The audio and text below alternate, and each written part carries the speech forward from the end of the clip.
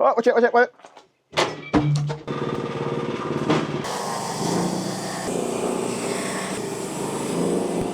That's a pretty board right there.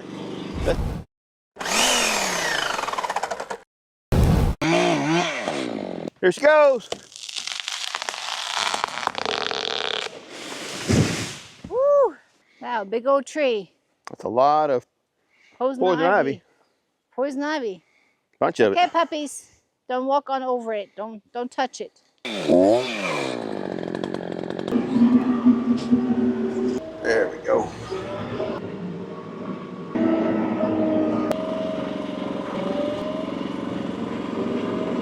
Oh, watch it, watch it, watch it. She's hard. I'm so thirsty. I thought that second layer of hair is burning up. Sissy, okay.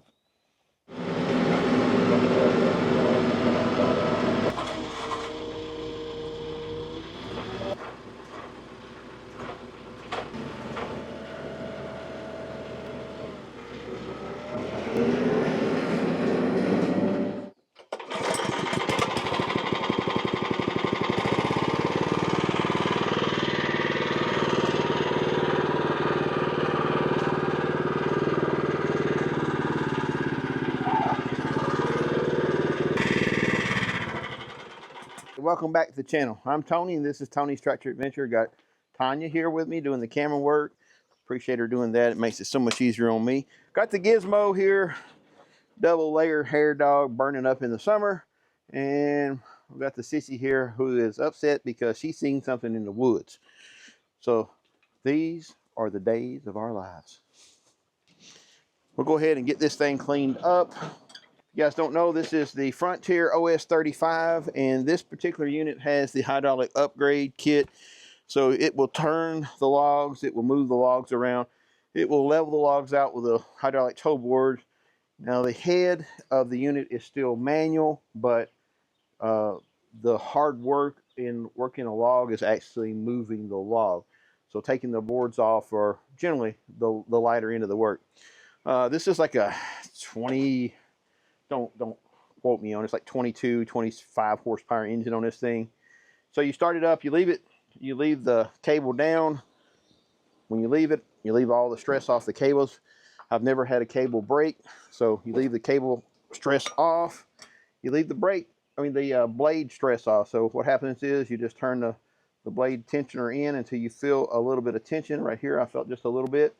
So we go 5 full turns. Half, 1, half, 2, half, 3, half, 4, half, 5. Now that's our blade tension. We cleaned this out before with a blower. Should be good to go. Checked all our oils. Everything is in working order if it starts. It's a good starting motor. I've not had any troubles with it. We've literally left it out here for months and months and months on end. And it comes back. Really cold weather. The only time I have any trouble with it is a dirt dauber got in one of the vents, and I couldn't figure out why in the world this thing would start and it'd run for a few minutes and quit. There's a dirt dauber in one of the vent holes, so I put a fuel filter in it. You can show her this right here. See, I put a fuel filter in the end of it, which they could still put a nest in there too. I don't know. The old dirt dauber. Kind of seeing where we're at. So on this end, from the top of the log, we are about 15 and 5/8 to the top of that log. And this is the narrow end. We'll go down here. So to this one, we're 14 and 3/8. So let me do some off-camera math real quick. Never do math on camera. Just so you guys are understanding what I'm doing, I'm taking the blade, and you can come out to the side like this, and you can actually measure to your pith. But what I'm going to do is just come down to the top of the log, touch the top of the log, and then I can use my scale out here. And again, this is 15. You look right here, it's 15 and 5/8. So We know this end, this is the bigger end. So now we'll take it to the smaller end.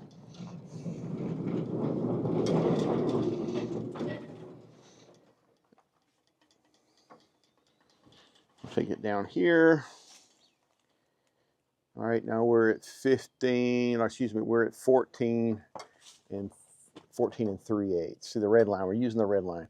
The difference is 5/8 of an inch. So what I'm gonna do is raise this up 5/8 of an inch. So let's see, there's 1/8, so it's 3/8. Hang on, I'm trying to see. There's 1/8, 2/8, 3/8, 4/8, 5/8. So I'm gonna bring it all the way down to 15. All right, I'll bring it up to 15. So now what I need to do is take my toe board and lift this end of the log to touch that blade, and we'll have the pith pretty center. Now this is not, again, rocket science, and this don't always work, but if you look at the end of this log, you can see that it's a pretty perfectly round log, and the pith is perfectly in the center on both ends. So this is what you can do when you do this a lot, or you do it. I've done it several years now, and I've learned kind of to read the log. Some logs you can't really do that because they're irregular, so they're not perfectly round. Tulip poplar is pretty perfectly round. If it grows in the woods with a bunch of other trees, it shoots up for the sky. And anyway, so let's go ahead and set the blade up, and we'll raise the toe board up, get that log set, and then we're ready for our first cut. Good running low engine.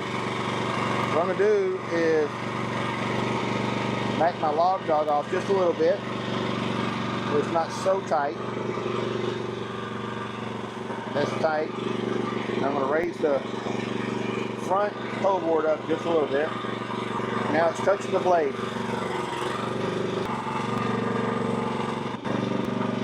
All right, that's pretty good.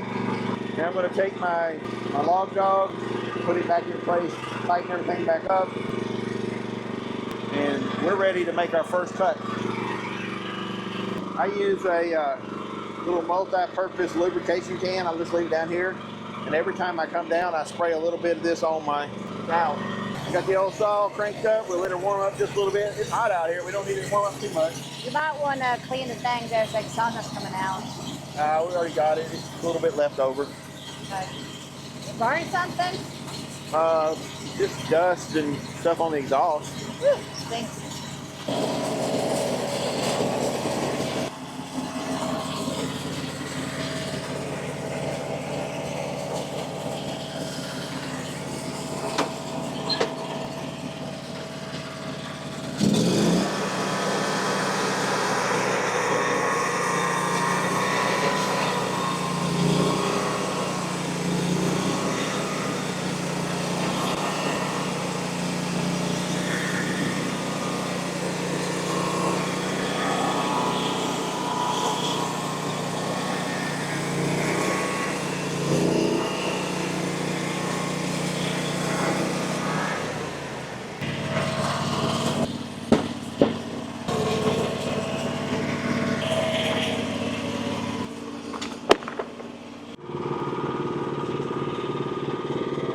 I'm gonna raise my back stops up so it can't fall off the back.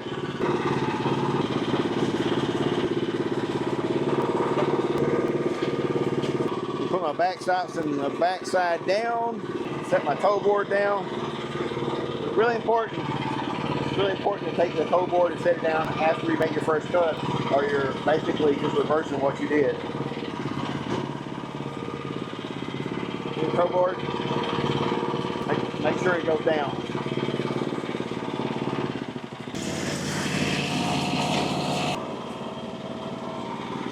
I'm going to raise the back log jogs or the back stops just a little bit.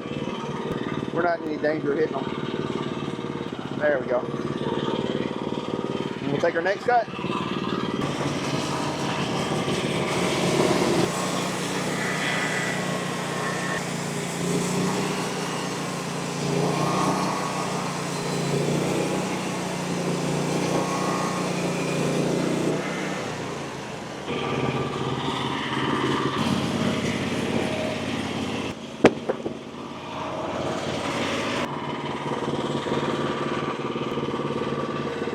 backstop's up all the way.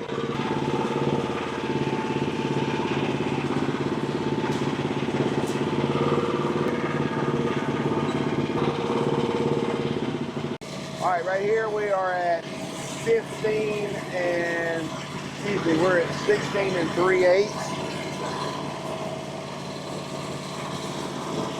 So we're at 15 and an 8. I'm gonna raise it up 4/8. Half inch. Everybody's not counting the 8. Back my toe board off, back my log jog off a little bit. All right, I raised it up. I'm sure the backs are square. All right, here we go.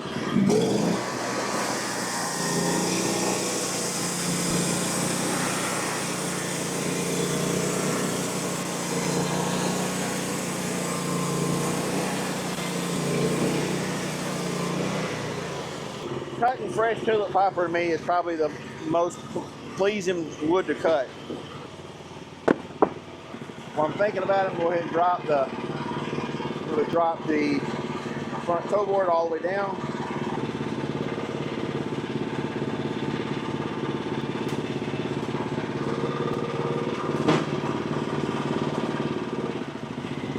I'm going to take my back stops, put them almost all the way down.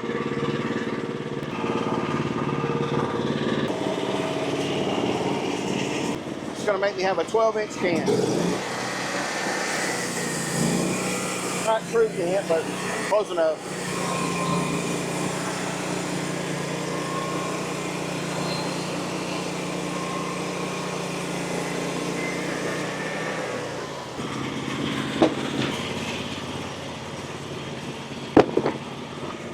Now I'm going to split this can in two, and this will give me two cants that are 6 inches wide. Some of the boards are going to have some bark on the side of them. That's okay. Some of them, a lot of them will be perfect boards.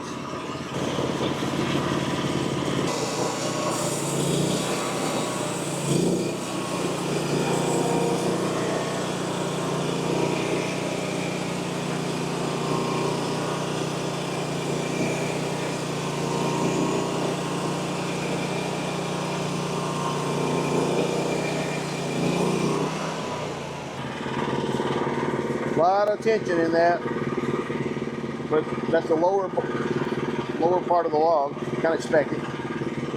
All right, now what we're going to do is take the back stop, move them all the way up.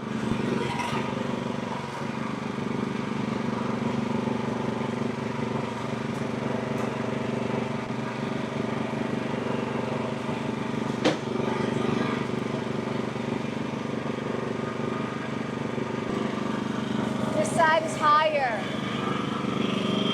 Okay. It's higher on this end now. Yeah. Pretty warped. I'm going to take the toe boards and raise them up, clean up under them. You gotta put that one down.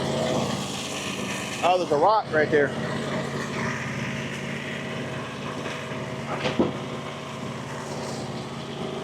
Now it's good.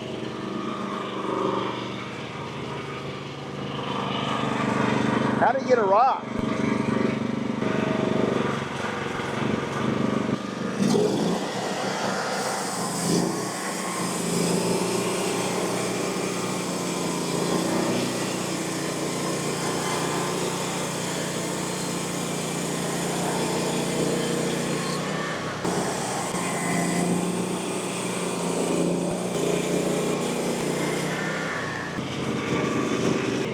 So every time I come back, I'm going on every 3/4. So these are marked 3. What that does is that take into account the blade curve. So you're actually getting true 3/4 boards.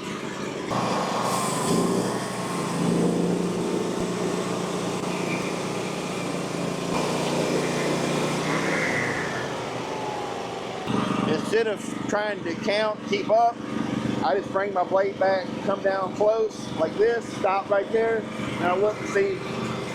I know to come down to the next 3/4 mark.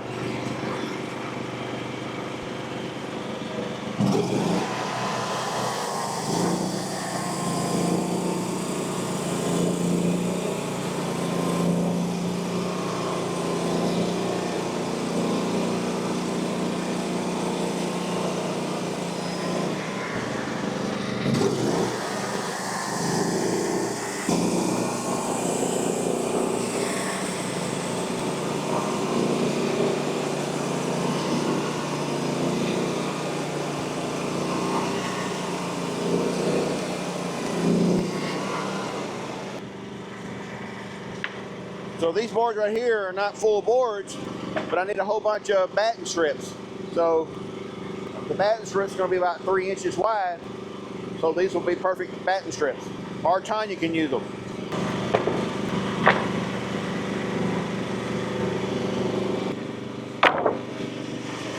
I'm not going to worry about stickering these because these are going right up. They're going to be hung right away.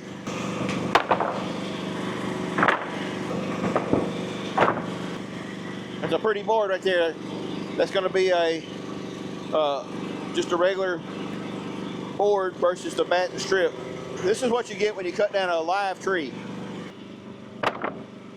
It was fun cutting down the lightning struck tree, but the biggest majority of that wood was not really good.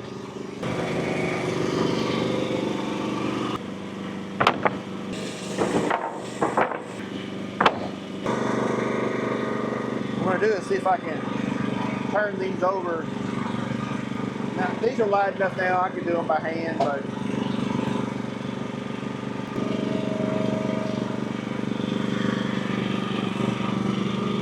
the answer is no.